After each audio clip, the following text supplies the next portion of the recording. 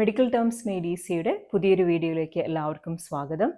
ഇന്ന് നമ്മൾ ഡിസ്കസ് ചെയ്യുന്ന ടോപ്പിക് സെല്ലാണ്.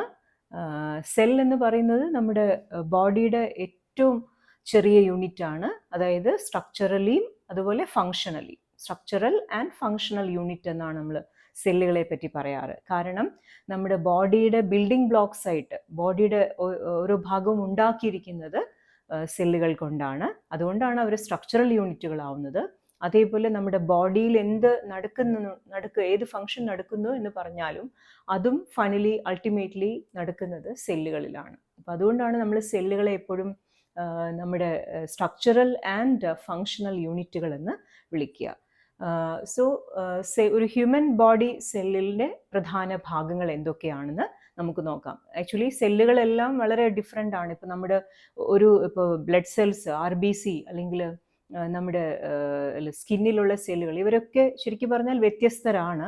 പക്ഷെ എന്നാലും മിക്ക സെല്ലുകൾക്കും, ഒരുമാതിരിപ്പെട്ട എല്ലാ സെല്ലുകൾക്കും കോമൺ ആയിട്ട് കാണുന്ന കുറേയധികം കാര്യങ്ങളാണ് നമ്മൾ ഇന്നിവിടെ ഡിസ്കസ് ചെയ്യുന്നത്. അപ്പോൾ നമുക്ക് നോക്കാം എന്തൊക്കെയാണ് സെല്ലിൻ്റെ പ്രധാന ഭാഗങ്ങൾ. നമുക്ക് സെല്ലിന് എപ്പോഴും ഒരു കവറിങ് മെംബ്രെയിൻ ഉണ്ടാവും. അതിനെയാണ് നമ്മൾ സെൽ മെംബ്രെയിൻ അല്ലെങ്കിൽ പ്ലാസ്മ മെംബ്രെയിൻ എന്ന് പറയുക. ഓക്കെ, ഒരു സെല്ലിൻ്റെ കവർ ചെയ്യുന്ന, അതായത് സെല്ലിനെ അതിൻ്റെ പുറത്തുള്ള ആ എക്സ്ട്രാ സെല്ലുലാർ ആയിട്ടുള്ള പുറത്തുള്ള കാര്യങ്ങളുമായിട്ട് അതിൽ നിന്ന് സെല്ലിനെ സെപ്പറേറ്റ് ചെയ്യുന്ന ഒരു മെംബ്രെയിൻ, ഒരു പാർട്ടീഷൻ്റെ പേരാണ് സെൽ മെംബ്രെയിൻ അല്ലെങ്കിൽ പ്ലാസ്മ മെംബ്രെയിൻ എന്ന് പറയും. അപ്പോൾ അങ്ങനെ സെൽ മെംബ്രെയിൻ ഉണ്ട്. അതുകൂടാതെ സെല്ലിനകത്ത് സെല്ലിൻ്റെ ഒരു കൺട്രോളിങ് യൂണിറ്റ് എന്ന് പറയുന്നതാണ് നമ്മൾ ന്യൂക്ലിയസ് എന്ന് പറയുക.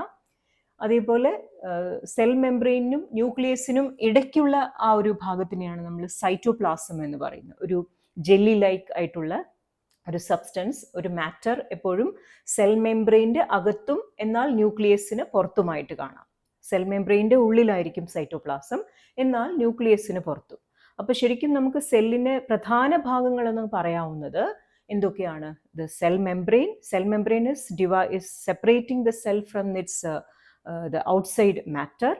അപ്പോൾ അത് സെൽ മെംബ്രെയിൻ ഉണ്ട്. പിന്നെ സെല്ലിൻ്റെ ഒരു കൺട്രോളിങ് യൂണിറ്റ്, ഒരു ക്യാപിറ്റൽ എന്നൊക്കെ പറയാവുന്ന ഒരു ഭാഗമാണ് നമ്മുടെ ന്യൂക്ലിയസ്. ഇനി സെൽ മെംബ്രെയിനും ന്യൂക്ലിയസിനും ഇടയ്ക്ക് വരുന്നത്, അതായത് ന്യൂക്ലിയസിൻ്റെ പുറത്തും സെൽ മെംബ്രെയിൻ്റെ അകത്തുമായിട്ട് വരുന്ന ഭാഗമാണ് നമ്മൾ സൈറ്റോപ്ലാസം എന്ന് പറയും. അതൊരു ജെല്ലി ലൈക്ക് സബ്സ്റ്റൻസ് ആണ് ഈ സൈറ്റോപ്ലാസം. അപ്പോൾ ഇനി നമുക്ക് ഇത് ഓരോന്നും, അത് കൂടാതെ ഇനി സൈറ്റോപ്ലാസത്തിൽ തന്നെ പല പല ചെറിയ ചെറിയ ഓർഗൻസ്, അതായത് സെല്ലിൻ്റെ ഓർഗൻസ് ആയതുകൊണ്ട് നമ്മൾ ഇവരെ വിളിക്കുക ഓർഗനല്ലസ് എന്നാണ്. കണ്ടോ, നമ്മളിപ്പോൾ സാധാരണ രീതിയിൽ ഓർഗൻസ് എന്ന് പറയുന്നത് എന്താണ്? നമ്മുടെ ബോഡിയിലുള്ള ഓരോ അവയവങ്ങൾ, അല്ലെ, വലിയ വലിയ അവയവങ്ങൾ, ഇപ്പോൾ ലിവറും ലങ്ങും, ഇതൊക്കെയാണ് നമ്മുടെ ഹ്യൂമൻ ബോഡിയിലുള്ള ഓർഗൻസ് എന്ന് പറയാം. അപ്പോൾ ഒരു സെല്ലിനെ നമ്മൾ ഒരു ബോഡിയെ പോലെ കണക്കാക്കിയാൽ ആ സെല്ലിനകത്തുള്ള ഓർഗൻസിനെ, അത് ചെറുതായതുകൊണ്ട് നമ്മൾ സെല്ലിൻ്റെ ഓർഗൻസ് എന്നല്ല പറയുക, സെല്ലിൻ്റെ ഓർഗനല്ലസ്. അപ്പോൾ ഈ കാണുന്നതൊക്കെ ഇപ്പോൾ മൈറ്റോകോൺട്രിയ, ലൈസോസോം, അതുപോലെ എൻഡോപ്ലാസ്മിക് റെറ്റിക്കുലം, ഇവരെല്ലാം സെല്ലിൻ്റെ ഓർഗനല്ലസ് ആണ്. എന്ന് പറഞ്ഞാൽ സെല്ലിൻ്റെ ഓരോരോ ചെറിയ അവയവങ്ങളാണ്. അപ്പോൾ അവരെല്ലാം ഉള്ളതും സൈറ്റോപ്ലാസത്തിലാണ്. അപ്പോൾ ഇത്രയുമാണ് സെല്ലിൻ്റെ പ്രധാന ഭാഗങ്ങൾ: സെൽ മെംബ്രെയിൻ, ന്യൂക്ലിയസ്, ദെൻ സൈറ്റോപ്ലാസവും സൈറ്റോപ്ലാസത്തിലിരിക്കുന്ന ഈ പറഞ്ഞ ചെറിയ അവയവങ്ങൾ എന്ന് പറയുന്ന ഓർഗനല്ലസും. അപ്പോൾ നമുക്ക് ആദ്യം സെൽ മെംബ്രെയിൻ തൊട്ട് ആരംഭിക്കാം. സെൽ മെംബ്രെയിൻ, ഞാൻ നേരത്തെ പറഞ്ഞ പോലെ, സെല്ലിനെ അതിൻ്റെ ഒരു ഔട്ടർ എൻവയോൺമെൻറ്റിൽ നിന്ന് വേർതിരിക്കുന്ന ഒരു മെംബ്രെയിൻ, ഒരു ലെയറിനെയാണ് നമ്മൾ സെൽ മെംബ്രെയിൻ അല്ലെങ്കിൽ പ്ലാസ്മ മെംബ്രെയിൻ എന്ന് പറയുക. അപ്പോൾ ഈ മെംബ്രെയിൻ്റെ പ്രധാന ജോലി തന്നെ ആ സെല്ലിനെ പ്രൊട്ടക്റ്റ് ചെയ്യുക മാത്രമല്ല, സെല്ലിനകത്തേക്ക് എന്തൊക്കെ സബ്സ്റ്റൻസസിനെ കടത്തിവിടണം, അല്ലെങ്കിൽ സെല്ലിന് പുറത്തേക്ക് എന്തൊക്കെ കടത്തിവിടണം എന്ന് ഫൈനലി ഡിസൈഡ് ചെയ്യുന്നതും ഈ സെൽ മെംബ്രെയിൻ ആണ്. അപ്പോൾ അതുകൊണ്ട് നമുക്ക് ഈ സെൽ മെംബ്രെയിനെ സെലക്റ്റീവ്ലി പെർമിയബിൾ എന്നാണ് പറയുക. അത് സെൽ മെംബ്രെയിൻ അനുവദിക്കുന്ന സബ്സ്റ്റൻസസിന് മാത്രമേ സെല്ലിൽ നിന്ന് പുറത്തേക്ക് പോകാനോ അല്ലെങ്കിൽ സെല്ലിനകത്തേക്ക് വരാനോ സാധിക്കുകയുള്ളൂ. അപ്പോൾ അങ്ങനത്തെ വളരെ സെലക്റ്റീവായിട്ട് മാത്രം സബ്സ്റ്റൻസസിനെ കടത്തിവിടുന്ന ഒരു മെംബ്രെയിനാണ് നമ്മുടെ ഈ പ്ലാസ്മ മെംബ്രെയിൻ അല്ലെങ്കിൽ സെൽ മെംബ്രെയിൻ. മാത്രമല്ല, അതിനൊരു പ്രത്യേക സ്ട്രക്ചറൊക്കെ ഉണ്ട്. ഒരു ഡബിൾ ലെയറാണ്. ഫോസ്ഫോലിപ്പിഡുകൾ എന്ന് പറയുന്ന ഒരു തരം ഫാറ്റി സബ്സ്റ്റൻസസ് കൊണ്ടാണ് ഈ നമ്മുടെ സെൽ മെംബ്രെയിൻ ഉണ്ടാക്കിയിരിക്കുന്നത്. ഈ ഫോസ്ഫോലിപ്പിഡുകളുടെ തന്നെ ഒരു ഡബിൾ ലെയർ ആയിട്ടാണ് നമുക്ക് ഈ സെൽ മെംബ്രെയിനെ കാണാൻ സാധിക്കുക. മാത്രമല്ല, ഞാൻ അതാണ് ഇവിടെ കാണിച്ചിരിക്കുന്നത്, ഒരു ബൈ ലെയർ അല്ലെങ്കിൽ ഡബിൾ ലെയർ ഓഫ് ഫോസ്ഫോലിപ്പിഡ്സ് ആണ് ശരിക്കും സെൽ മെംബ്രെയിൻ. മാത്രമല്ല ഈ സെൽ മെംബ്രെയിൻ്റെ ഈ ഫോസ്ഫോലിപ്പിഡുകളുടെ ഇടയ്ക്ക് വലിയ വലിയ പ്രോട്ടീനുകളെയും നമുക്ക് കാണാം. അപ്പോൾ ആക്ച്വലി ഈ പ്രോട്ടീൻസ് ശരിക്കും ഈ സെല്ലിനകത്തേക്കും പുറത്തേക്കും സബ്സ്റ്റൻസസ് കടന്നു പോകാനുള്ള ചാനലുകളെ പോലെയാണ് ഈ പ്രോട്ടീനുകൾ ഉണ്ടാവുക. സെൽ മെംബ്രെയിനിൽ അവിടെ എവിടെയായിട്ട് നമുക്ക് വലിയ പ്രോട്ടീൻ സബ്സ്റ്റൻസസ്, പ്രോട്ടീൻ്റെ ഒരു ചാനൽ ലൈക്ക് പ്രോട്ടീനുകളെ കാണാം. അപ്പോൾ ഇവർ ഈ ചെറിയ ചെറിയ പാർട്ടിക്കിൾസൊക്കെ നമുക്ക് ഈ സെൽ മെംബ്രെയിൻ വഴി, മറ്റ് ചെറിയ ചെറിയ ഹോൾസ് ഉണ്ടാവും സെൽ മെംബ്രെയിനിൽ, അവർ വഴി പോവാം. എന്നാൽ വലിയ പാർട്ടിക്കിൾസിനെയൊക്കെ സെല്ലിന് പുറത്തേക്കും അകത്തേക്കുമൊക്കെ കടത്തിവിടുന്നത് ഈ പ്രോട്ടീനുകളാണ്. നമ്മുടെ സെൽ മെംബ്രെയിനിൽ തന്നെയുള്ള പ്രോട്ടീൻ ചാനലുകളാണ്. അപ്പോൾ അങ്ങനെ സെല്ലിനകത്തേക്കും പുറത്തേക്കും സബ്സ്റ്റൻസസിനെ അലൗ ചെയ്യുന്നു, പിന്നെ സെല്ലിനെ പ്രൊട്ടക്റ്റ് ചെയ്യുന്നു. മാത്രമല്ല ഈ സെൽ മെംബ്രെയിൻ്റെ പുറത്താണ് ചില റിസപ്റ്ററുകളൊക്കെ ഉണ്ടാവുക. ഇപ്പോൾ സെല്ലിന് പല രീതിയിൽ പുറത്തുള്ള എൻവയോൺമെൻറ്റുമായിട്ടൊക്കെ ആക്ട് ചെയ്യേണ്ടി വരും, റെസ്പോണ്ട് ചെയ്യേണ്ടി വരും. അപ്പോൾ അതിനൊക്കെയുള്ള ഈ റിസപ്റ്റർ പ്രോട്ടീനുകളെയും നമുക്ക് ഈ സെൽ മെംബ്രെയിൻ്റെ പുറത്ത് കാണാൻ പറ്റും. കാർബോഹൈഡ്രേറ്റ്സ് ഒക്കെ കൊണ്ടുള്ള സെൽ റിസപ്റ്ററുകൾ നമ്മൾ പറയും. ഓക്കെ, അപ്പോൾ അതും ഉണ്ടാവുക. ഇപ്പോൾ ഹോർമോണുകൾക്കൊക്കെ ആക്ട് ചെയ്യണമെങ്കിൽ, അല്ലെങ്കിൽ ഒരു മരുന്നിനൊക്കെ നമ്മുടെ സെല്ലിനകത്തേക്ക് കയറി ആക്ട് ചെയ്യണമെങ്കിൽ ഈ റിസപ്റ്ററുകളുമായിട്ട്, സെൽ മെംബ്രെയിൻ്റെ പുറത്തുള്ള റിസപ്റ്ററുകളുമായിട്ട് ബൈൻഡ് ചെയ്തിട്ടാണ് പറ്റുക. അപ്പം അങ്ങനെ സെൽ മെംബ്രെയിൻ ഒരു കാര്യം കൂടി ചെയ്യുന്നുണ്ട്, അത് ആ സെല്ലിനെ ഐഡൻറ്റിഫൈ ചെയ്യാനുള്ള റിസപ്റ്ററുകളും ഉണ്ടായിരിക്കുക എപ്പോഴും സെൽ മെംബ്രെയിനിലാണ്. അപ്പോൾ ഇത്രയൊക്കെയാണ് സെൽ മെംബ്രെയിനെ പറ്റിയുള്ള കാര്യങ്ങൾ. ഇനി നമുക്ക് അടുത്ത പ്രധാനപ്പെട്ട ഭാഗമായിട്ടുള്ള സൈറ്റോപ്ലാസം അതുപോലെ ന്യൂക്ലിയസ് ഒക്കെ നോക്കാം. സോ സൈറ്റോപ്ലാസം ആണ് ഇവിടെ ഞാൻ രണ്ടാമത് എഴുതിയിരിക്കുന്നത്. സൈറ്റോപ്ലാസം നമ്മൾ നേരത്തെ പറഞ്ഞ പോലെ ഒരു ജെൽ ലൈക്ക് ഒരു മെറ്റീരിയലാണ്. അത്ര ഒരു എന്താ പറയുക, ഒരു ഫ്ലൂയിഡുമല്ല, ഒരു സോളിഡ് കട്ടിയുള്ളതുമല്ലാത്ത രീതിയിൽ ഒരു ജെല്ലി ലൈക്ക് ആയിട്ടുള്ള ഒരു സബ്സ്റ്റൻസ് ആണ് ശരിക്കും സൈറ്റോപ്ലാസം. അപ്പോൾ സൈറ്റോപ്ലാസത്തിൻ്റെ പ്രധാന ഫംഗ്ഷൻ എന്താണ്? ഈ ഓർഗനൽസിനെയൊക്കെ ക്യാരി ചെയ്യുക. നമ്മൾ നേരത്തെ പറഞ്ഞ ചെറിയ ചെറിയ ചെറിയ ഓർഗനൽസ് ഉണ്ട്, അവരെയൊക്കെ ക്യാരി ചെയ്യുന്നതാണ് സൈറ്റോപ്ലാസം. മാത്രമല്ല ഇപ്പോൾ നമ്മൾ ഈ ന്യൂക്ലിയസിൽ നിന്ന് പുറത്തേക്ക് അല്ലെങ്കിൽ ന്യൂക്ലിയസിലേക്ക് ഒക്കെ സബ്സ്റ്റൻസസ് ട്രാൻസ്പോർട്ട് ചെയ്യുന്നതും എപ്പോഴും സൈറ്റോപ്ലാസം വഴിയായിരിക്കുമല്ലോ. അപ്പോൾ അതൊക്കെയാണ് സൈറ്റോപ്ലാസത്തിൻ്റെ പ്രധാന ഫംഗ്ഷൻ. അപ്പോൾ എന്തായാലും അതൊരു ജെല്ലി ലൈക്ക് മെറ്റീരിയൽ ആണ്. മാത്രമല്ല ഇതെപ്പോഴും സൈറ്റോപ്ലാസം എവിടെയാണ് നമ്മൾ കാണുക? സെൽ മെംബ്രെയിൻ്റെ അകത്തും എന്നാൽ ന്യൂക്ലിയസിന് പുറത്തുമായിട്ട്. ഓക്കെ, ഇനി നമുക്ക് ന്യൂക്ലിയസിൻ്റെ കാര്യങ്ങൾ നോക്കാം. അടുത്തത് ന്യൂക്ലിയസ് ഞാൻ നേരത്തെ പറഞ്ഞല്ലോ, the controlling centre of the cell എന്ന് പറയും. കാരണം സെല്ലിൻ്റെ എല്ലാ കാര്യങ്ങളും നിയന്ത്രിക്കുന്ന ഒരു ഭാഗമാണ് നമ്മുടെ ന്യൂക്ലിയസ് എന്ന് പറയുന്നത്. അപ്പോൾ ന്യൂക്ലിയസിനെ അങ്ങനെ കൺട്രോളിങ് സെൻറ്റർ ആകാനുള്ള ഒരു കാരണം എന്താന്ന് പറഞ്ഞാൽ, നമ്മുടെ ജനറ്റിക് മെറ്റീരിയൽസ് എല്ലാം ഇരിക്കുന്നത് ന്യൂക്ലിയസിനുള്ളിലാണ്. പ്രധാനമായിട്ടും നിങ്ങൾക്കറിയാം, നമ്മുടെ ജനറ്റിക് മെറ്റീരിയലാണ് DNA എന്ന് പറയും അല്ലെ, ഡിയോക്സി റൈബോ ന്യൂക്ലിക് ആസിഡ് എന്ന് പറയുന്ന ഒരു വലിയ മോളിക്യൂൾ, ഒരു ലീനിയർ എന്ന് പറയും, ഇങ്ങനെ നീളത്തിലുള്ള ഒരു ചെയിൻ പോലത്തെ ഒരു മോളിക്യൂളാണ് DNA. അപ്പോൾ DNA ഇരിക്കുന്നത് ന്യൂക്ലിയസിലായതുകൊണ്ടാണ് ശരിക്കും നമ്മൾ ന്യൂക്ലിയസിനെ നമ്മുടെ സെല്ലിൻ്റെ ഒരു കൺട്രോളിങ് യൂണിറ്റ് എന്ന് വിളിക്കുന്നത്. ഓക്കെ, അപ്പോൾ നിങ്ങൾക്കിവിടെ ന്യൂക്ലിയസിനകത്ത് പ്രധാനമായിട്ട് കാണുന്ന ഒന്ന്, ഈ റെഡ് ആയിട്ട് കാണുന്നതാണ് ന്യൂക്ലിയോലസ് എന്ന് പറയും. ന്യൂക്ലിയസിൻ്റെ അകത്ത് ഉള്ള ഒരു റൗണ്ട് ആയിട്ടുള്ള ഒരു സ്ട്രക്ചറാണ് ന്യൂക്ലിയോലസ്. ന്യൂക്ലിയസിൻ്റെ അകത്തുള്ള ഒരു ചെറിയ സ്ട്രക്ചർ. അപ്പോൾ ഈ ന്യൂക്ലിയോലസിൻ്റെ മെയിൻ ഫംഗ്ഷൻ എന്ന് പറയുന്നത്, നമ്മുടെ സെല്ലിനകത്ത് പ്രോട്ടീൻസ് ഒക്കെ ഉണ്ടാക്കുന്ന റൈബോസോംസ് എന്ന് പറയുന്ന ചെറിയ ചെറിയ റൗണ്ട് ബോഡീസ് ഉണ്ട്. ഈ റൈബോസോംസിനെ ഉണ്ടാക്കുന്നത് ശരിക്കും ന്യൂക്ലിയോലസ് ആണ്. ന്യൂക്ലിയോലസിൻ്റെ ഫംഗ്ഷൻ അതാണ്, ടു പ്രൊഡ്യൂസ് റൈബോസോംസ്. അപ്പോൾ എന്നിട്ട് ഈ ന്യൂക്ലിയോലസിൽ ഉണ്ടാകുന്ന റൈബോസോംസ് നമ്മുടെ ഈ ന്യൂക്ലിയസിൻ്റെ ആ ഒരു മെംബ്രെയിൻ, ന്യൂക്ലിയസിനും ഉണ്ട് ഒരു എൻവലപ്പ്, കണ്ടോ ഇതുപോലെ നിങ്ങൾക്ക് കാണാം. ആ ന്യൂക്ലിയർ എൻവലപ്പ് വഴി ഈ റൈബോസോംസ്, ന്യൂക്ലിയോളസിൽ ഉണ്ടാകുന്ന റൈബോസോംസ് സൈറ്റോപ്ലാസത്തിലേക്ക് പോകും. എന്നിട്ട് സൈറ്റോപ്ലാസത്തിൽ വെച്ചിട്ടാണ് ഈ റൈബോസോംസ് പ്രോട്ടീനുകളെ ഉണ്ടാക്കുക. അപ്പോൾ ന്യൂക്ലിയോലസ് എന്ന് പറയുന്നത് ന്യൂക്ലിയസിലുള്ള ഒരു സ്ട്രക്ചറാണ്. ആ ന്യൂക്ലിയോലസിൻ്റെ ഫംഗ്ഷൻ എന്താണ്? To produce ribosomes.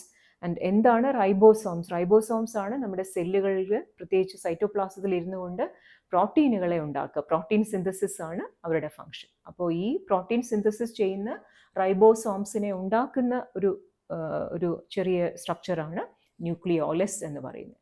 പിന്നെ നിങ്ങൾക്കിവിടെ ഈ ബ്ലാക്ക് ആയിട്ട് കാണുന്നത്, അതാണ് നമ്മൾ നേരത്തെ പറഞ്ഞല്ലോ, DNA ആണ് പ്രധാനമായിട്ട് നമുക്ക് ന്യൂക്ലിയസിനകത്ത് കാണാവുന്ന സ്ട്രക്ചർ, ഒരു സബ്സ്റ്റൻസ് എന്ന് പറയുന്നത്. ഇപ്പോൾ DNA എപ്പോഴും നമ്മൾ ന്യൂക്ലിയസിനകത്ത് കാണുന്നത് ഇങ്ങനെ ചെറിയ നെറ്റ്വർക്ക് പോലെയാണ്. ക്രൊമാറ്റിൻ എന്നാണ് പറയുക. ക്രൊമാറ്റിൻ ഫിലമെൻറ്റ്സ് പോലെയാണ്, ഇങ്ങനെ നീളത്തിലുള്ള കുറേ ക്രൊമാറ്റിൻ ചെയിൻസ് ആയിട്ടാണ് നമ്മൾ DNA കാണുക.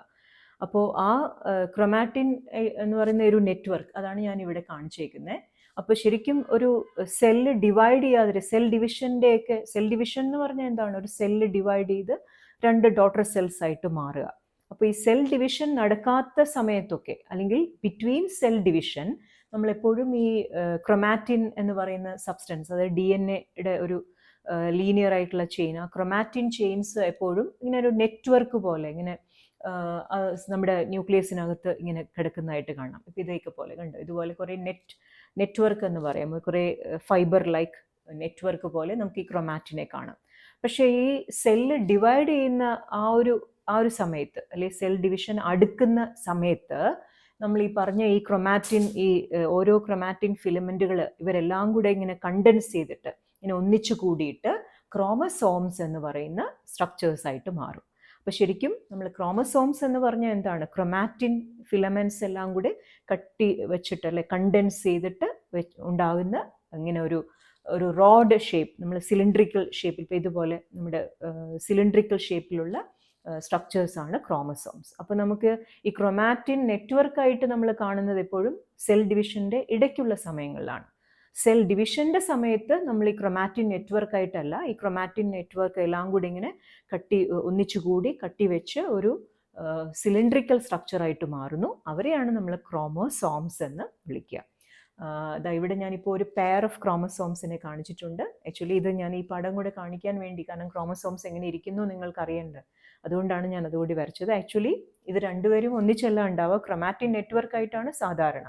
പക്ഷേ സെൽ ഡിവിഷൻ അടുക്കുന്ന സമയത്ത് ഈ ക്രൊമാറ്റിൻ നെറ്റ്വർക്ക് കണ്ടൻസ് ചെയ്തിട്ട് ക്രോമസോംസ് ആയിട്ട് കാണാം. അപ്പോൾ നമ്മൾ ക്രോമസോംസ് കണ്ടില്ല, ഇങ്ങനെ 2 ആംസ്, 2 ഓരോ ചെറിയ കൈകൾ പോലെ ഉണ്ടാവും, ഒരു സെൻട്രൽ പാർട്ട് ഉണ്ടാവും. അപ്പോൾ ഇങ്ങനെയാണ് സാധാരണ ഓരോ ക്രോമസോമും ഉണ്ടാവുക. ഓക്കെ, അപ്പോൾ ഈ ക്രോമസോംസിൽ ആക്ച്വലി ക്രൊമാറ്റിൻ ആണ് ഉള്ളത്. ഇനി ക്രൊമാറ്റിൻ എന്തുകൊണ്ടാണ് ഉണ്ടാക്കിയിരിക്കുന്നത്? DNA. ഞാൻ പറഞ്ഞല്ലോ, ക്രൊമാറ്റിൻ എന്ന് പറഞ്ഞാൽ ശരിക്കും DNA-യുടെ ന്യൂക്ലിയോടൈഡുകൾ എന്ന് പറയുന്ന കുറേ ചെയിൻസ് ആണ്.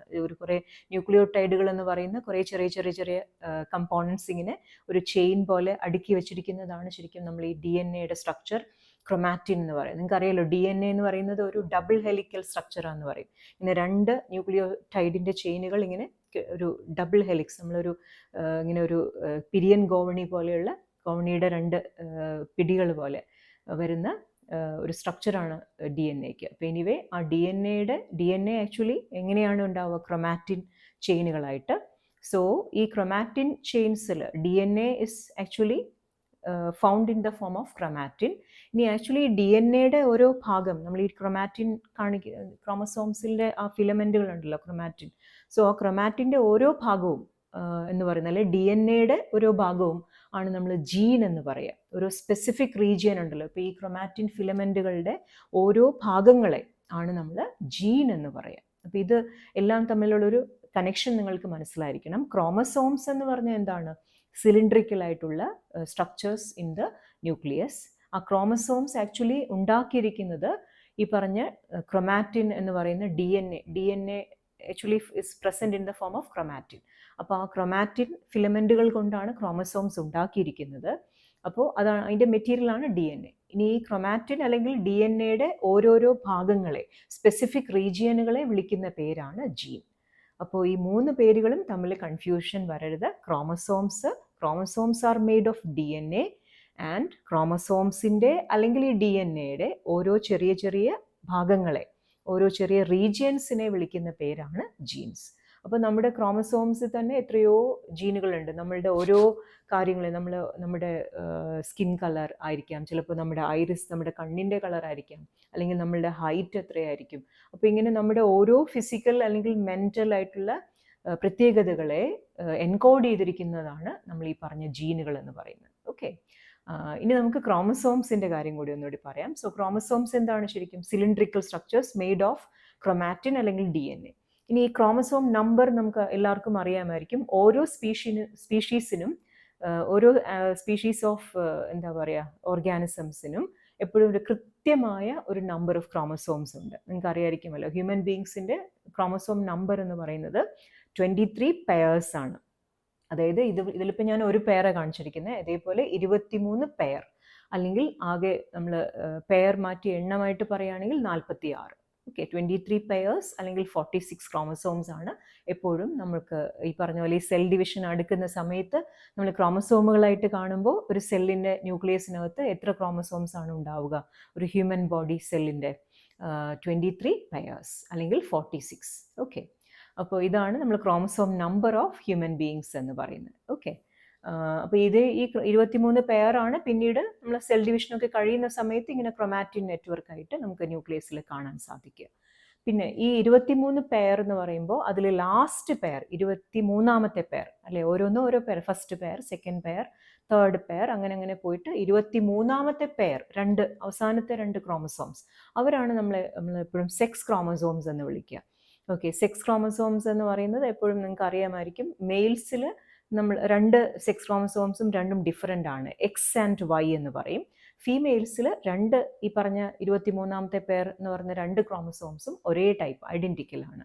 അപ്പോൾ അതുകൊണ്ട് നമ്മൾ അവരെ എക്സ് എന്നും, ഫീമെയിൽസിൽ എക്സ് എന്ന് പറയുന്നു, മെയിൽസിൽ എക്സ് വൈ എന്നും പറയുന്നു. ഓക്കെ, അപ്പോൾ എപ്പോഴും ബാക്കി 22 പെയേഴ്സിനെയാണ് നമ്മൾ നമ്മുടെ ബോഡിയുടെ പല ഫീച്ചേഴ്സ് റെപ്രസെൻറ്റ് ചെയ്യുന്ന ക്രോമസോം. ഓക്കെ, സെക്സ് അല്ലാതെയുള്ള, എന്നാൽ സെക്സ് ഡിറ്റർമൈൻ ചെയ്യുന്ന അതാണ് എപ്പോഴും ലാസ്റ്റ് പെയർ എന്ന് പറയുന്ന സെക്സ് ക്രോമസോംസ്. ഓക്കെ, പിന്നെ മറ്റൊരു കാര്യം കൂടി പറയാം. നമ്മൾ ഈ ക്രോമസോം നമ്പർ ഇപ്പോൾ പറഞ്ഞല്ലോ 23 പെയർ. അപ്പോൾ നമ്മുടെ ബോഡിയിലെ ഏതൊരു ഭാഗത്തു നിന്നുള്ള സെല്ലെടുത്ത് നോക്കിയാലും അതിൻ്റെ ന്യൂക്ലിയസിനകത്ത് നമുക്ക് ഈ പറഞ്ഞ 23 പെയർ ക്രോമസോംസ് കാണാം. പക്ഷേ നമ്മുടെ ഗാമേറ്റ്സ് എന്ന് പറയുന്ന സ്പെഷ്യൽ സെൽസ്, അതായത് ഇപ്പോൾ മെയിൽസിലാണെങ്കിൽ സ്പേം സെൽസിൽ, അതുപോലെ ഫീമെയിൽസിലാണെങ്കിൽ എഗ് അല്ലെങ്കിൽ ഓവം, ഇവരെയാണ് നമ്മൾ എന്ത് പറയാം? ഗാമേറ്റ്സ് അല്ലെങ്കിൽ സെക്സ് സെൽസ് എന്ന് പറയും. കാരണം ഇവർ യുണൈറ്റ് ചെയ്തിട്ടാണ് ഫെർട്ടിലൈസേഷനും ഒക്കെ നടക്കുക, ഒരു സൈഗോട്ടും ഒക്കെ ഒരു പുതിയ ഇൻഡിവിജ്വലൊക്കെ ഉണ്ടാവുന്നത് അല്ലേ. അപ്പോൾ ഈ ഗാമേറ്റ്സ് ഭയങ്കര സ്പെഷ്യലാണ്, പെക്യൂലിയർ ആണ്. കാരണം നമ്മുടെ ബോഡിയിൽ ഈ ഗാമേറ്റ്സിന് മാത്രമാണ്, അതായത് ഒരു മെയിലിലാണെങ്കിൽ സ്പേം സെൽ, ഫീമെയിൽസിലാണെങ്കിൽ ഓവം അല്ലെങ്കിൽ എഗ്, ഈ സെല്ലുകൾക്ക് മാത്രം പകുതി നമ്പർ ഓഫ് ക്രോമസോംസേ ഉണ്ടാവുകയുള്ളൂ. Not like other cells. ഇപ്പോൾ ഒരു മസിൽ സെല്ലോ അല്ലെങ്കിൽ ഒരു സ്കിൻ സെല്ലോ ഒക്കെ എടുത്താൽ നമുക്ക് അതിനകത്ത് 23 പെയർ തന്നെ കാണാൻ പറ്റും. പക്ഷേ ഒരു ഓവം അല്ലെങ്കിൽ സ്പേം സെല്ലിൻ്റെ ന്യൂക്ലിയസിനകത്ത് ജസ്റ്റ് 23 ക്രോമസോംസേ ഉണ്ടാവുകയുള്ളൂ. ഓക്കെ, അപ്പോൾ അതുകൊണ്ട് തന്നെ അവർ യുണൈറ്റ് ചെയ്ത് കഴിയുമ്പോൾ, ഫെർട്ടിലൈസേഷൻ എന്ന് പറയുന്നത് എന്താണ്? The union of sperm and ovum, and which usually happens in the fallopian tube of female.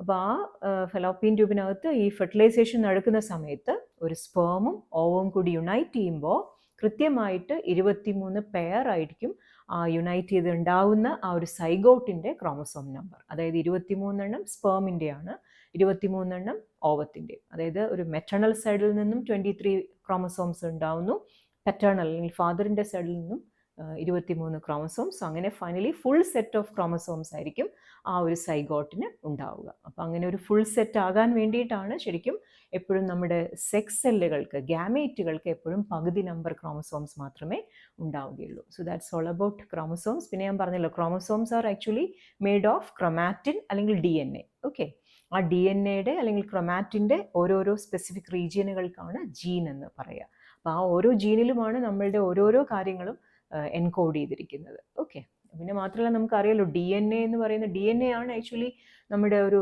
ലൈഫിൻ്റെ ഒരു പ്രോഗ്രാം എന്ന് പറയുന്നത് തന്നെ. നമ്മുടെ ലൈഫിൽ എന്തെല്ലാം നമ്മുടെ ഒരു ലിവിങ് ബോഡിയിൽ എന്തൊക്കെ കാര്യങ്ങൾ നടക്കുന്നുണ്ടോ അതെല്ലാം കൺട്രോൾ ചെയ്യുന്നതും അതെല്ലാം ഇങ്ങനെ പ്രോഗ്രാം ചെയ്ത് വെച്ചിരിക്കുന്നതുമായിട്ടുള്ള ഒരു വലിയൊരു പ്രധാനപ്പെട്ട ഒരു മോളിക്യൂളാണ് നമ്മുടെ DNA എന്ന് പറയുന്നത്. ഓക്കെ, അപ്പോൾ അതുകൊണ്ടാണ് DNA-യിൽ ഒരിക്കലും മാറ്റങ്ങൾ, DNA-ക്ക് വരുന്ന മാറ്റങ്ങളെയാണ് നമ്മൾ മ്യൂട്ടേഷൻ എന്നൊക്കെ പറയുന്നത്. Okay, so that's all about chromosomes, DNA and gene. പിന്നെ ഞാൻ പറഞ്ഞ പോലെ ന്യൂക്ലിയോളസിൻ്റെ കാര്യം കൂടി ഓർക്കാം. ഓക്കെ, പിന്നെ എപ്പോഴും ന്യൂക്ലിയസിനും ഉണ്ടാവും ഒരു എൻവലപ്പ്, ഒരു നമ്മൾ സെല്ലിൻ്റെ സെൽ മെംബ്രെയിൻ എന്ന് പറയുന്ന പോലെ ഒരു ന്യൂക്ലിയർ എൻവലപ്പ് എന്ന് പറയും. ന്യൂക്ലിയസിനെ ഈ പുറത്തുള്ള സൈറ്റോപ്ലാസമായിട്ട് വേർതിരിക്കുന്നതാണ് ന്യൂക്ലിയർ മെംബ്രെയിൻ അല്ലെങ്കിൽ ന്യൂക്ലിയർ എൻവലപ്പ് എന്ന് പറയും. That's all about nucleus. ഇനി നമുക്ക് മറ്റ് സൈറ്റോപ്ലാസത്തിലുള്ള ഓർഗനല്ലസ് ഏതൊക്കെയാണെന്ന് നോക്കാം. ഓക്കെ, സോ ഞാനിവിടെ കുറച്ച് പ്രധാനപ്പെട്ട ഓർഗനല്ലസ് എല്ലാം എഴുതി വെച്ചിട്ടുണ്ട്. So the first one is mitochondria. Mitochondrion എന്നാണ് സിംഗുലർ. പ്ലൂറൽ ആയിട്ട് പറയുമ്പോൾ മൈറ്റോകോൺട്രിയ, DRIA ആണ് പ്ലൂറൽ, DRION ആണ് കോൺട്രിയോൺ ആണ് സിംഗുലർ. ഓക്കെ, അപ്പോൾ എന്താണ് ഈ മൈറ്റോകോൺട്രിയ എന്ന് പറയുന്ന സ്ട്രക്ചേഴ്സ്? കണ്ടോ, ഇവർക്ക് ഒരു സോസേജ് ഷേപ്പ് എന്നാണ് പറയാറ്. സോസേജ് ഷേപ്പിലുള്ള structures, and they are famously known as the power houses of the cell, അല്ലേ? അതായത് നമ്മൾ ബാറ്ററി ഒക്കെ പോലെ, സെല്ലിൻ്റെ ഒരു ബാറ്ററി എന്നൊക്കെ പറയാം. എനർജിയൊക്കെ സ്റ്റോർ ചെയ്ത് വെച്ചിരിക്കുന്ന, എനർജി ഉണ്ടാവുകയും സ്റ്റോർ ചെയ്യുകയൊക്കെ ചെയ്യുന്ന ഒരു സ്ഥലമാണ് ഒരു സെല്ലിൻ്റെ പവർ ഹൗസ് എന്നറിയപ്പെടുന്ന മൈറ്റോകോൺട്രിയ. ഓക്കെ, ഒരു സെല്ലിൽ തന്നെ ഒരു കൂടുതൽ മൈറ്റോകോൺട്രിയ ഉണ്ടാവും. ഞാനിവിടെ ഒരെണ്ണേ വരച്ചിട്ടുള്ളൂ. ഓക്കെ, ഒന്നിൽ കൂടുതൽ ഉണ്ടാവാറുണ്ട്. ഓക്കെ, അപ്പോൾ ഈ മൈറ്റോകോൺട്രിയ എന്തുകൊണ്ടാണ് അവരെ നമ്മൾ പവർ ഹൗസസ് എന്ന് പറയുന്നത് വെച്ചാൽ, നമ്മുടെ സെല്ലുകൾക്ക് ഒരു ബ്രീതിങ് പ്രോസസ്സ് ഉണ്ട്. സെല്ലുകൾക്ക് ഓക്സിജൻ ആവശ്യമുണ്ട്. ആ ഓക്സിജൻ എത്തിക്കുന്നത് ആരാണ്? നമ്മുടെ ബ്ലഡ് വെസൽസ്, പ്രത്യേകിച്ച് കാപ്പിലറികളൊക്കെയാണ്. ഈ സെല്ലിനോട് അടുത്ത് കിടക്കുന്ന ബ്ലഡ് കാപ്പിലറികളിൽ ഉള്ള ബ്ലഡിൽ നിന്ന് ഓക്സിജൻ സെല്ലുകൾ എടുക്കുന്നു. അപ്പോൾ ആ ഓക്സിജനെ ഉപയോഗിച്ച് ഈ മൈറ്റോകോൺട്രിയ എന്താണ് ചെയ്യുക? നമ്മൾ കഴിക്കുന്ന ഫുഡിൽ, പ്രത്യേകിച്ച് ഗ്ലൂക്കോസ് ഒക്കെ പോലെയുള്ള പ്രധാനപ്പെട്ട ന്യൂട്രിയൻസ്, ഗ്ലൂക്കോസിനെയൊക്കെ ഈ മൈറ്റോകോൺട്രിയയിൽ വെച്ച് ബ്രേക്ക് ഡൗൺ ചെയ്യുന്നു. അതും ഇൻ പ്രസൻസ് ഓഫ് ഓക്സിജൻ. അതുകൊണ്ടാണ് നമുക്ക് ഓക്സിജൻ ഏറ്റവും ആവശ്യമായി വരുന്നത്. ഓക്കെ, ഈ ഗ്ലൂക്കോസിനെ ബ്രേക്ക് ഡൗൺ ചെയ്യുന്നത് എങ്ങനെയാണ്? In presence of oxygen. അപ്പോൾ ഈ ഗ്ലൂക്കോസ് ബ്രേക്ക് ഡൗൺ ആവുന്ന സമയത്ത് എനർജി ഉണ്ടാവുന്നു. ആ എനർജിയെ ഈ മൈറ്റോകോൺട്രിയ എന്താ ചെയ്യുന്നത് വെച്ചാൽ, ATP എന്ന് പറയുന്ന മോളിക്യൂൾ, അഡിനോസിൻ ട്രൈഫോസ്ഫേറ്റ് എന്ന് പറയുന്ന മോളിക്യൂൾസിനകത്ത് ഈ എനർജിയെ സ്റ്റോർ ചെയ്യുന്നു. ഗ്ലൂക്കോസിൻ്റെ ബ്രേക്ക് ഡൗൺ ഓക്സിജൻ്റെ പ്രസൻസിൽ നടക്കുമ്പോൾ റിലീസ് ചെയ്യപ്പെടുന്ന എനർജിയെ മൈറ്റോകോൺട്രിയ ATP എന്ന് പറയുന്ന മോളിക്യൂൾസിനകത്ത് സ്റ്റോർ ചെയ്ത് വെക്കുന്നു. ആ ATP ഉപയോഗിച്ചിട്ടാണ് സെല്ലിൻ്റെ എല്ലാ ജോലികളും, അതിനുവേണ്ട എനർജിയും എല്ലാം ഉണ്ടാകുന്നത്. അതുകൊണ്ടാണ് നമ്മൾ മൈറ്റോകോൺട്രിയ എപ്പോഴും the power houses of the cell എന്ന് പറയുന്നത്. ഈ പറയുന്ന പോലെ നമ്മൾക്ക് കിട്ടുന്ന ഫുഡിനെ, പ്രത്യേകിച്ച് ഗ്ലൂക്കോസിനെ ബ്രേക്ക് ഡൗൺ ചെയ്ത്, അതും in presence of oxygen break down ചെയ്യുന്നു, എനർജി റിലീസ് ചെയ്യുന്നു, അതിനെ ATP മോളിക്യൂൾസിനകത്ത് സ്റ്റോർ ചെയ്യുന്നു, ആൻഡ് അതിൻ്റെ ഒപ്പം തന്നെ കാർബൺ ഡൈ ഓക്സൈഡ്, വാട്ടറൊക്കെ പോലത്തെ വേസ്റ്റ് മെറ്റീരിയൽസ് ഉണ്ടാവുകയും ചെയ്യുന്നു. അപ്പോൾ അതിനെ പുറത്തേക്ക് കളയുന്നു. പ്രത്യേകിച്ച് അതുകൊണ്ടാണ് നമ്മൾ കാർബൺ ഡൈ ഓക്സൈഡ്, സെല്ലുകളുടെ ഒരു വേസ്റ്റ് ആയിട്ട് ഉണ്ടാവുന്ന ഒരു ഗ്യാസാണ് കാർബൺ ഡൈ ഓക്സൈഡ് എന്ന് പറയാം. അപ്പോൾ അതാണ് ഈ പ്രോസസ്സിനെ വിളിക്കുന്നത് തന്നെ എന്താണ്? സെല്ലുലാർ റെസ്പിറേഷൻ, അല്ലെ? സെല്ലിൻ്റെ ഒരു ബ്രീത്തിങ്. നമ്മൾ ബ്രീത്ത് ചെയ്യുന്ന പോലെ തന്നെ സെല്ല് എന്ത് ചെയ്യുന്നു? ഓക്സിജനെ അകത്തേക്ക് എടുക്കുന്നു ഇതിന് വേണ്ടിയിട്ട്, എന്നിട്ട് കാർബൺ ഡൈ ഓക്സൈഡിനെ പുറത്തേക്ക് വിടുകയും ചെയ്യുന്നു. അപ്പോൾ അതുകൊണ്ടാണ് ഈ സെല്ലുലാർ റെസ്പിറേഷൻ നടക്കുന്ന സ്ഥലമാണ് mitochondria. And again it is A power house of the cell. അപ്പോൾ അവിടെയാണ് നമ്മുടെ സെല്ലിന് ആവശ്യമായിട്ടുള്ള എല്ലാ കാര്യങ്ങൾക്കും വേണ്ട എനർജി ഉണ്ടാകുന്ന സ്ഥലം ആണ് നമ്മുടെ മൈറ്റോകോൺട്രിയ. അപ്പോൾ that is all about mitochondria. ഇനി നമുക്ക് അടുത്തൊരു ഓർഗനലിലേക്ക് പോകാം. നമുക്ക് ER എന്ന് പറയും, അതായത് എൻഡോപ്ലാസ്മിക് റെറ്റിക്കുലം എന്നാണ് ഇതിൻ്റെ ശരിക്കുള്ള പേര്. റെറ്റിക്കുലം എന്ന് പറഞ്ഞാൽ തന്നെ നെറ്റ്വർക്ക് എന്നാണ് അർത്ഥം. അതായത് എൻഡോപ്ലാസ്മിക് റെറ്റിക്കുലം എപ്പോഴും ഒരു ചാനൽസ് ആണ്, ഒരു ട്രാൻസ്പോർട്ട് ചെയ്യാനൊക്കെയുള്ള കുറേ വഴികൾ പോലെ, network of channels in the cytoplasm. അപ്പോൾ അതുകൊണ്ടാണ് ഇതിനെ എൻഡോപ്ലാസ്മിക് റെറ്റിക്കുലം. എൻഡോപ്ലാസ്മിക് എന്ന് പറഞ്ഞാൽ എന്താ അർത്ഥം? സൈറ്റോപ്ലാസത്തിനകത്ത്. എൻഡോ എന്ന് വെച്ചാൽ ഇൻ അല്ലെങ്കിൽ വിത്തിൻ എന്നർത്ഥം. സോ സൈറ്റോപ്ലാസത്തിനകത്തുള്ള കുറേ ചാനൽസ് ഓഫ്, അല്ലെങ്കിൽ നെറ്റ്വർക്ക് ഓഫ് ചാനൽസ് എന്ന് പറയാം. അപ്പോൾ അതുകൊണ്ടാണ് ഇതിൻ്റെ പേര് എൻഡോപ്ലാസ്മിക് റെറ്റിക്കുലം എന്ന് പറയുന്നത്. ഓക്കെ, ഇപ്പോൾ ഏതൊക്കെ ടൈപ്സ് ഓഫ് എൻഡോപ്ലാസ്മിക് റെറ്റിക്കുലം ആണ് നമുക്ക് സെല്ലിൽ കാണാൻ പറ്റുക നോക്കാം. ഇതിൽ നമുക്ക് ഇത് രണ്ടും ആക്ച്വലി എൻഡോപ്ലാസ്മിക് റെറ്റിക്കുലമാണ്. അതിൽ ഒരെണ്ണം നമുക്കിങ്ങനെ ബ്ലാക്ക് ഡോട്ട്സ് ഉള്ളതായിട്ട് കാണാം. ഈ ഒരു റെറ്റിക്കുലത്തിന് അങ്ങനെ ഇല്ല. അപ്പോൾ ഈ ബ്ലാക്ക് ഡോട്ട്സ് ഇതുപോലെ ഇങ്ങനെ ചെറിയ ചെറിയ ഡോട്ടഡ് ആയിട്ടുള്ള, സ്റ്റഡഡ് ആയിട്ടുള്ള ERനെയാണ് നമ്മൾ റഫ് ER എന്ന് പറയും. ഈ സ്റ്റഡായിട്ട് കാണുന്നതെല്ലാം ചെറിയ ചെറിയ റൈബോസോമുകളാണ്. നമ്മൾ നേരത്തെ പറഞ്ഞല്ലോ, ന്യൂക്ലിയസിനകത്ത് ഈ ന്യൂക്ലിയോലസിൽ ഉണ്ടാകുന്നതാണ് റൈബോസോംസ്. ന്യൂക്ലിയോലസിൻ്റെ ഫംഗ്ഷൻ ഞാൻ നേരത്തെ പറഞ്ഞു, റൈബോസോംസിനെ ഉണ്ടാക്കുക. അപ്പോൾ ഈ ന്യൂക്ലിയോലസിൽ ഉണ്ടാകുന്ന റൈബോസോംസ് നമ്മുടെ ഈ ന്യൂക്ലിയർ മെംബ്രെയിൻ, ന്യൂക്ലിയസിനെ കവർ ചെയ്യുന്ന മെംബ്രെയിൻ വഴി നേരെ നമ്മുടെ റഫ് എൻഡോപ്ലാസ്മിക് റെറ്റിക്കുലത്തിലേക്കാണ് എത്തുക ഈ റൈബോസോംസ്. എന്നിട്ട് ഈ റൈബോസോംസിനെ ഇങ്ങനെ കടത്തി വിടുകയും അതിനെ അറ്റാച്ച് ചെയ്യുകയൊക്കെ ചെയ്യുന്നതാണ് നമ്മുടെ റഫ് എൻഡോപ്ലാസ്മിക് റെറ്റിക്കുലം. അപ്പോൾ റൈബോസോംസ് എപ്പോഴും അറ്റാച്ച് ചെയ്ത് കാണുന്നത് കൊണ്ട്, ഇങ്ങനെ പൊട്ടുപൊട്ട് പോലെ കുറേ റൈബോസോംസ് കാണുന്നത് കൊണ്ട് ഇങ്ങനത്തെ എൻഡോപ്ലാസ്മിക് റെറ്റിക്കുലത്തിന് ഒരു റഫ് അപ്പിയറൻസ് ആണ് ഉണ്ടാവുക. അതുകൊണ്ടാണ് നമ്മളിതിനെ റഫ് ER എന്ന് വിളിക്കുക. ഓക്കെ. എന്നാൽ സ്മൂത്ത് ഇആറിന് ഇതുപോലെ റൈബോസോംസ് ഒന്നും അറ്റാച്ച് ചെയ്തിട്ടുണ്ടല്ല, അതിനൊരു പ്ലെയിൻ ആയിട്ടുള്ള ഒരു അപ്പിയറൻസ് ആണ്. അതുകൊണ്ട് നമ്മൾ ഇതിനെ സ്മൂത്ത് ഇആർ എന്നും ഇതിനെ റൈബോസോംസ് അറ്റാച്ച് ചെയ്തിട്ടുള്ള ഇആർ എൻഡോപ്ലാസ്മിക് റെറ്റിക്കുലത്തിനെ എന്താ വിളിക്കുക? Rough ER. അപ്പോൾ റഫ് ഇആറിലാണ് റൈബോസോംസ് ഉള്ളത്. അതുകൊണ്ട് തന്നെ അവിടെയാണ് പ്രോട്ടീൻ സിന്തസിസ് നടക്കുക. പ്രോട്ടീൻ സിന്തസിസ് ആണല്ലോ റൈബോസോംസിൻ്റെ പ്രധാന ജോലി. ചെറിയ അമിനോ ആസിഡുകളെയൊക്കെ ചേർത്ത് വെച്ചിട്ട് വലിയ വലിയ ലോങ് ചെയിൻസ് ഓഫ് പ്രോട്ടീനുകൾ ഉണ്ടാക്കുന്ന ജോലിയാണ് റൈബോസോംസിന്. അപ്പോൾ ആ റൈബോസോംസ് ഇരിക്കുന്നത് മെയിൻലി നമ്മുടെ റഫ് എൻഡോപ്ലാസ്മിക് റെറ്റിക്കുലത്തിലാണ്. അപ്പോൾ അതുകൊണ്ട് തന്നെ അവിടെയാണ് പ്രോട്ടീൻ സിന്തസിസ് നടക്കുക, റഫ് എൻഡോപ്ലാസ്മിക് റെറ്റിക്കുലത്തിൽ. ഓക്കെ. എന്നാൽ നമ്മുടെ സ്മൂത്ത് എൻഡോപ്ലാസ്മിക് റെറ്റിക്കുലത്തിൽ റൈബോസോംസ് ഇല്ല, അതുകൊണ്ട് തന്നെ അവിടെ പ്രോട്ടീൻ സിന്തസിസ് ഇല്ല. നേരെ മറിച്ച് ലിപ്പിഡുകൾ, നമ്മുടെ ഫാറ്റ് ഒക്കെ ഉണ്ടാകുന്ന ലിപ്പിഡ്സിൻ്റെ സിന്തസിസ് നടക്കുന്ന സ്ഥലമാണ് എപ്പോഴും സ്മൂത്ത് ഇആർ എന്ന് പറയുക. ഓക്കെ. അപ്പോൾ ഇങ്ങനെ രണ്ട് എൻഡോപ്ലാസ്മിക് റെറ്റിക്കുലവും ഒരു നെറ്റ്വർക്ക് ഓഫ് ചാനലുകളാണ്. ഒരിടത്ത് റൈബോസോംസ് ഉള്ളത് കൊണ്ട് നമ്മൾ അതിനെ റഫ് എന്ന് വിളിക്കുന്നു. റൈബോസോംസ് അറ്റാച്ച് ചെയ്യാത്ത എൻഡോപ്ലാസ്മിക് റെറ്റിക്കുലമാണ് smooth. So rough ER is always concerned with protein synthesis, ribosomes ഉള്ളത് കൊണ്ട്. മറ്റേത് എപ്പോഴും ലിപ്പിഡുകളൊക്കെ ഉണ്ടാകുന്ന സ്ഥലമാണ് നമ്മുടെ സ്മൂത്ത് ഇആർ എന്ന് പറയുക. ഓക്കെ. അപ്പോൾ അങ്ങനെ ഇതാണ് നമ്മൾ എൻഡോപ്ലാസ്മിക് റെറ്റിക്കുലം എന്ന് പറയുന്ന ഒരു പ്രധാനപ്പെട്ട ഓർഗനൽ.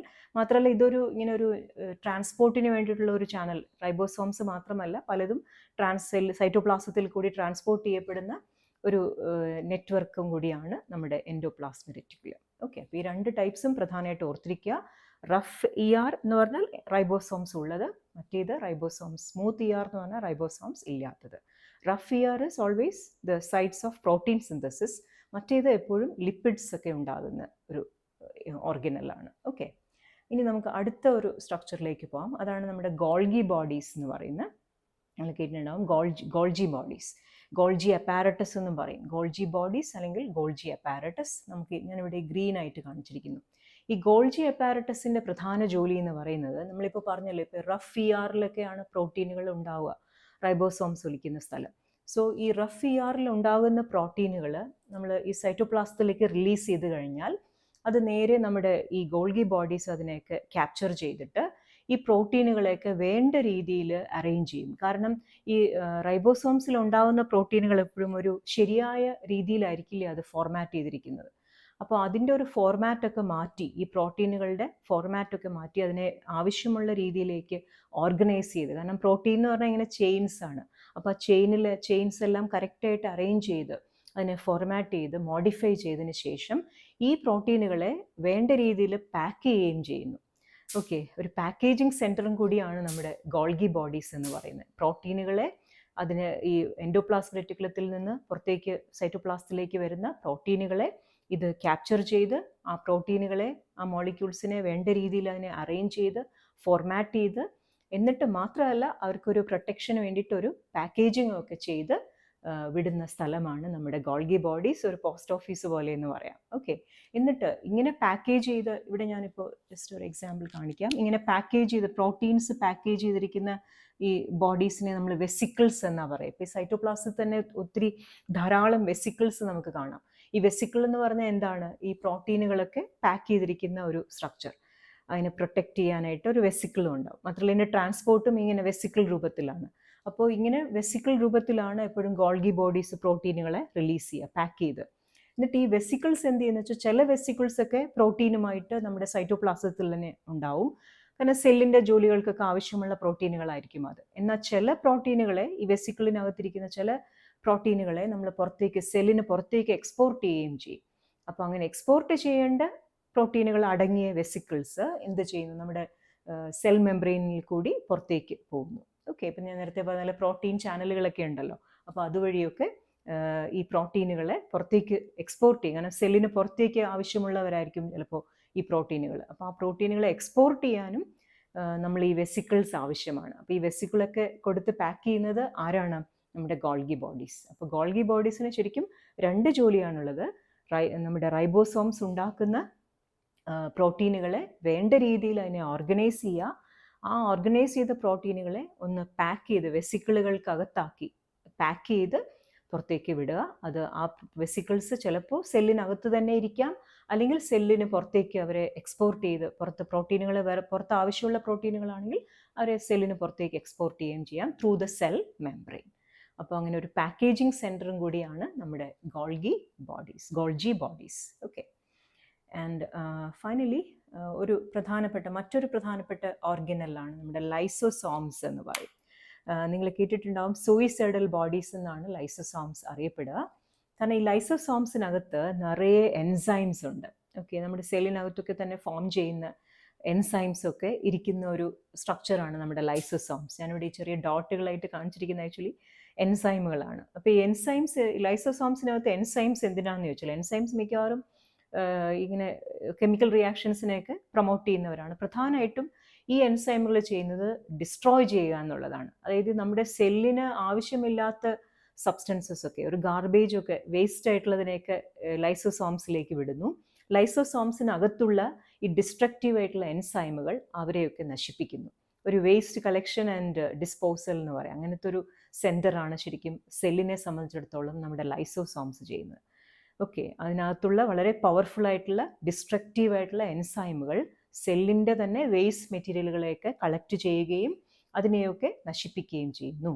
മാത്രമല്ല, ഈ ലൈസോസോംസ് ഉള്ളത് കൊണ്ടാണ് നമ്മുടെ ന്യൂട്രോഫിലൊക്കെ പോലത്തെ നമ്മുടെ WBC, നമ്മുടെ വൈറ്റ് ബ്ലഡ് സെൽസ്, അവർ മെയിൻലി ചെയ്യുന്ന ഒരു കാര്യമാണ്, നിങ്ങൾക്ക് അറിയാമായിരിക്കുമല്ലോ, ഫാഗോസൈറ്റോസിസ് അല്ലേ. ഈ ബാക്ടീരിയ ഒക്കെ സ്വാളോ ചെയ്ത് അവരുടെ സെല്ലിനകത്തേക്ക് ആക്കി അതിനെ നശിപ്പിക്കും. അപ്പോൾ ഒരു ന്യൂട്രോഫില് ഒരു ബാക്ടീരിയയെ സ്വാളോ ചെയ്ത് കഴിഞ്ഞാൽ, ആ സെല്ലിനകത്തേക്ക് സ്വാളോ ചെയ്ത് കഴിഞ്ഞാൽ ആ ബാക്ടീരിയ നശിപ്പിക്കുന്നത് ഈ ന്യൂട്രോഫിലിൻ്റെ ലൈസോസോംസ് ആയിരിക്കും. അപ്പോൾ അങ്ങനെ ആ ബാക്ടീരിയ നശിപ്പിക്കാനുള്ള ഒരു ജോലിയും ലൈസോസോംസ്. അപ്പോൾ ഒരു വൈറ്റ് ബ്ലഡ് സെല്ലിൻ്റെ ഒക്കെ അകത്തുള്ള ലൈസോസോംസിന് ഇങ്ങനെ ഒരു ജോലി കൂടിയുണ്ട്. നമ്മൾ ഫാഗോസൈറ്റ് സെല്ലായിട്ട് നമ്മൾ കളക്ട് ചെയ്യുന്ന, സ്വാളോ ചെയ്യുന്ന പതോജനുകളെയൊക്കെ നശിപ്പിക്കുക.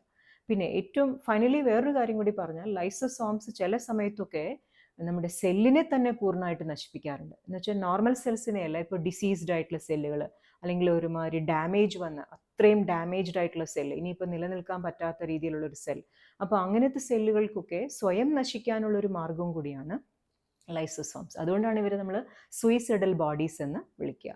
കാരണം ഈ പറഞ്ഞ ഡാമേജ്ഡ് ആയിട്ടുള്ള സെല്ലിനെ ഈ ലൈസോസോംസിൻ്റെ തന്നെ എൻസൈംസ് ചെന്ന് ഫുള്ളായിട്ട് ആ സെല്ലിനെ അങ്ങ് നശിപ്പിക്കും. അപ്പോൾ അതിന് പിന്നെ അതിൻ്റെ ഒരു സ്പോണ്ടേനിയസ് ആയിട്ട് അത് നശിച്ചു പോകുന്നു, സ്വയം അത് നശിക്കുന്നു. ഓക്കെ, അപ്പോൾ അങ്ങനത്തെ അതിനാണ് നമ്മൾ ഓട്ടോ ലൈസിസ് എന്നൊക്കെ പറയും, സ്വന്തം അവനവനെ തന്നെ നശിപ്പിക്കുക അല്ലേ. അപ്പോൾ അങ്ങനത്തെ ഒരു സ്ട്രക്ചറും കൂടിയാണ് ലൈസോസോംസ്. അപ്പോൾ ഇതൊക്കെയാണ് ലൈസോസോംസിൻ്റെ ജോലി. വേസ്റ്റ് ആയിട്ടുള്ളതിനെ നശിപ്പിക്കുന്നു. പിന്നെ ഫാഗോസൈറ്റിക് സെല്ലുകളൊക്കെ ആണെങ്കിൽ സ്വാളോ ചെയ്യുന്ന പാത്തോജനുകളെ നശിപ്പിക്കുന്നു. ആൻഡ് ചില സമയത്ത് സെല്ല് മുഴുവനായിട്ടും നശിപ്പിക്കാനും ലൈസോസോംസിന് അതിൻ്റെ എൻസൈംസിന് സാധിക്കും. It's all about lysosomes. അപ്പോൾ ഇപ്പോൾ നമ്മൾ എന്തൊക്കെ പറഞ്ഞു? എൻഡോപ്ലാസ്മിക് റെറ്റിക്കുലം പറഞ്ഞു, then mitochondria, then the Golgi bodies, പിന്നെ ഗോൾജി ബോഡീസ് റിലീസ് ചെയ്യുന്ന വെസിക്കിളുകൾ, പിന്നെ ലൈസോസോംസ്. ആൻഡ് ഫൈനലി ഞാൻ 1-2 കാര്യങ്ങളും കൂടെ പറയാം. നമ്മൾ മറ്റൊരു സ്ട്രക്ചർ എന്ന് പറയുന്നത് സെല്ലിൻ്റെ തന്നെ മറ്റൊരു സ്ട്രക്ചറാണ് സൈറ്റോസ്കെലിറ്റൺ എന്ന് പറയും. സൈറ്റോസ്കെലിറ്റൺ എന്ന് പറഞ്ഞാൽ സെല്ലിൻ്റെ ഒരു സ്കെലിറ്റൺ. അതായത് നമ്മുടെ സ്കെലിറ്റൺ എന്ന് പറഞ്ഞാൽ എന്താ, നമ്മുടെ ബോൺസ് ഒക്കെ, നമ്മുടെ ബോൺസ് ഉള്ളത് കൊണ്ടാണ് നമുക്ക് ബോഡിക്ക് ആ ഒരു ഉറപ്പും ഒക്കെ ഉള്ളത്, നമ്മുടെ ഫ്രെയിം വർക്ക് എന്ന് പറയാം. അതേപോലെ സെല്ലിൻ്റെ ഒരു ഫ്രെയിം വർക്കായിട്ട് വർക്ക് ചെയ്യുന്ന ചില ഇങ്ങനെ നാരുകൾ പോലത്തെ സ്ട്രക്ചേഴ്സ് നമുക്ക് ഈ സൈറ്റോപ്ലാസത്തിലൊക്കെ കാണാം. അവരെയാണ് നമ്മൾ സൈറ്റോസ്കെലിറ്റൺ എന്ന് പറയുക. ഓക്കെ, ഫോർ എക്സാമ്പിൾ അവരിങ്ങനെ നാരുകളായിട്ടുള്ളതുണ്ട്, അതാണ് നമ്മൾ മൈക്രോ ഫിലമെൻറ്റുകൾ എന്ന് പറയും, അല്ലെങ്കിൽ മൈക്രോ ടിബ്യൂൾസ് എന്ന് പറയും. അപ്പോൾ ഈ മൈക്രോ ടിബ്യൂൾ എന്ന് പറഞ്ഞാൽ ഇങ്ങനെ ചെറിയൊരു ഹോളോ ആയിട്ടുള്ളതായിരിക്കും, ഫിലമെൻറ്റുകൾ നാര് പോലെയുള്ളത്. അപ്പോൾ ഇവരാണ് ശരിക്കും ഈ സെല്ലിന് അതിൻ്റെ ഒരു ബോണിനെ പോലെ, ബോൺ എങ്ങനെയാണോ നമ്മളുടെ ബോഡിക്ക്, അതേപോലെ സെല്ലിൻ്റെ ഒരു സ്ട്രക്ചർ, അതിനൊരു ആകൃതി കൊടുക്കുക, അതേപോലെ ഇങ്ങനെ നിലനിർത്തുക, അതിൻ്റെ ഒരു ഷേപ്പും, അതേപോലെ തന്നെ അതിനൊരു കട്ടിയൊക്കെ കൊടുക്കുക, ഒരു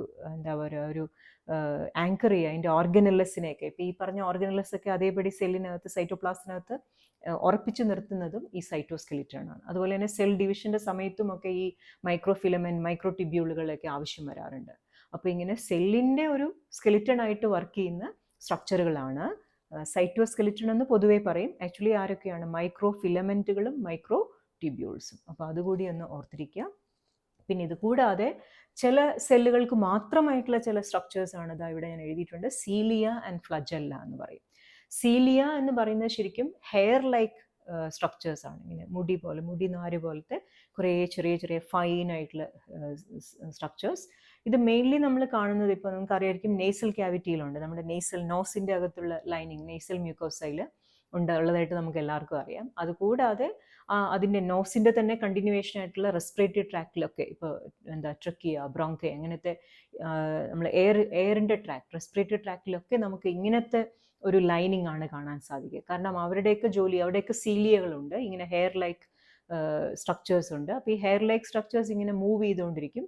അപ്പോൾ ആ മൂവ് ചെയ്യുന്നത് വഴി അവർ പ്രത്യേകിച്ചും നമ്മൾ ഇൻഹെയിൽ ചെയ്യുന്ന എയറിലൊക്കെയുള്ള ഡസ്റ്റ് പാർട്ടിക്കിളിലേക്ക് അവർ ട്രാപ്പ് ചെയ്യുകയും അതിനെ പുറത്തേക്ക് കളയുകയും ഒക്കെ ചെയ്യുന്നു.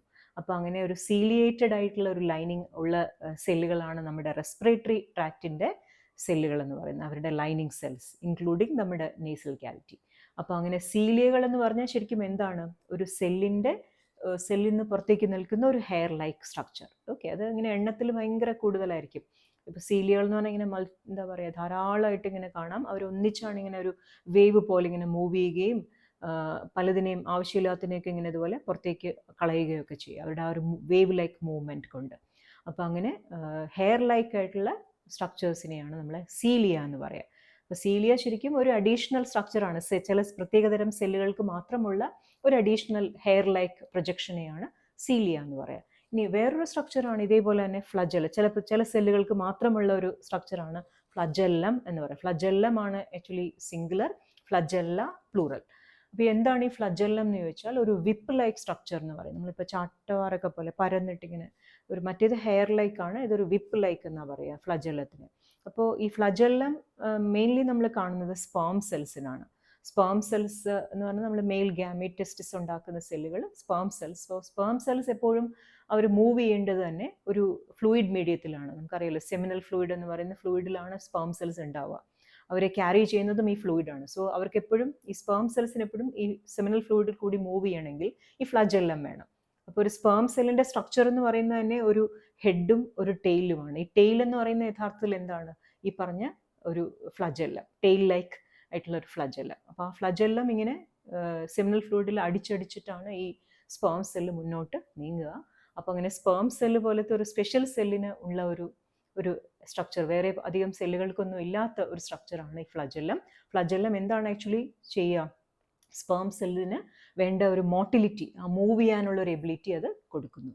അപ്പോൾ ഇതുപോലെ ഫ്ലജെല്ലവും സീലിയം ഒക്കെ ചില സെല്ലുകൾക്ക് മാത്രമുള്ള അഡീഷണൽ സ്ട്രക്ചേഴ്സാണ്. ഓക്കെ, ഇപ്പോൾ സീലിയ റെസ്പിറേറ്ററി ട്രാക്റ്റിലും ഫ്ലജെല്ലം മെയിൻലി നമ്മുടെ ഹ്യൂമൻ സെല്ലെന്ന് പറയാൻ പറ്റുന്ന സ്പേം സെല്ലിനും ആണുള്ളത്. ഓക്കെ, അപ്പോൾ ഇത്രയൊക്കെയാണ് പ്രധാനമായിട്ടും നമ്മൾ സെല്ലിൽ കാണുന്ന സ്ട്രക്ചേഴ്സ്. സെല്ലിൻ്റെ മെയിൻ പാർട്സ് എന്ന് പറയുന്നത് മെംബ്രെയിനും ന്യൂക്ലിയസും അതുപോലെ സൈറ്റോപ്ലാസും. പിന്നെ സൈറ്റോപ്ലാസത്തിൽ കാണുന്നതാണ് നമ്മൾ ഈ പറഞ്ഞ ഓർഗനല്ലസ്, സ്മോൾ ഓർഗൻസ് എന്നാണ് ഓർഗനല്ലസിൻ്റെ അർത്ഥം. അവരാണ് നമ്മളിപ്പോൾ ഡിസ്കസ് ചെയ്ത മൈറ്റോകോൺട്രിയ, അതുപോലെ ലൈസോസോംസ്, ഗോൾജി ബോഡീസ്, ഇതൊക്കെ. അപ്പോൾ ഇത്രയുമാണ് സെല്ലിൻ്റെ പ്രധാനപ്പെട്ട ഭാഗങ്ങൾ. അതുപോലെ ന്യൂക്ലിയസിനകത്തുള്ള സ്ട്രക്ചേഴ്സ്, ദെൻ സെൽ മെംബ്രെയിൻ, ഇവരുടെയൊക്കെ ഫങ്ഷൻസ്. അപ്പോൾ നിങ്ങൾക്കിതെല്ലാം മനസ്സിലായി എന്ന് കരുതുന്നു. അപ്പോൾ ഇനി അടുത്തൊരു ടോപ്പിക് നമുക്ക് ഇനി സെല്ലിൻ്റെ കഴിഞ്ഞിട്ടുള്ള ടിഷ്യൂസ് ആയിരിക്കും. ടിഷ്യൂസും അവരുടെ പല ടൈപ്സും, different types of tissues. Okay, അപ്പോൾ എന്തായാലും നിങ്ങൾ ഈ വീഡിയോസ് എല്ലാം കാണണം. നിങ്ങൾ തന്നെ ആവശ്യപ്പെട്ടിട്ടാണ് ഞാൻ ഹ്യൂമൻ ബോഡിയുടെ ഒരു ടോപ്പിക് ചെയ്യാമെന്ന് വിചാരിച്ചത്. സോ ഫസ്റ്റ് ടോപ്പിക്കും നിങ്ങൾ കണ്ടു, ഫസ്റ്റ് വീഡിയോയും നിങ്ങൾ കണ്ടു എന്ന് വിചാരിക്കുന്നു. ലെവൽസ് ഓഫ് ഓർഗനൈസേഷൻ, അവിടെയാണ് നമ്മൾ സെല്ലും ടിഷ്യൂ ഒക്കെ ആയിട്ട് ഡിസ്കസ് ചെയ്തത്. സോ ഇപ്പോൾ സെല്ലും ഡിസ്കസ് ചെയ്തിരിക്കുന്നു. ഇതിൻ്റെ കൂടെ ഞാൻ നോട്ടും കൂടി ഡിസ്ക്രിപ്ഷനിൽ ഇട്ടേക്കാം. അപ്പോൾ നോട്ട്സ് വായിക്കണം, പഠിക്കണം. അതുപോലെ അടുത്ത വീഡിയോസും കാണണം. ചാനൽ ഇതുവരെയും സബ്സ്ക്രൈബ് ചെയ്തിട്ടില്ലെങ്കിൽ സബ്സ്ക്രൈബ് ചെയ്യുക. അപ്പോൾ അടുത്ത വീഡിയോ നമ്മുടെ ഡിഫറെൻറ്റ് ടൈപ്സ് ഓഫ് ടിഷ്യൂസിൻ്റെ വീഡിയോയിൽ നമുക്ക് കാണാം. ബൈ.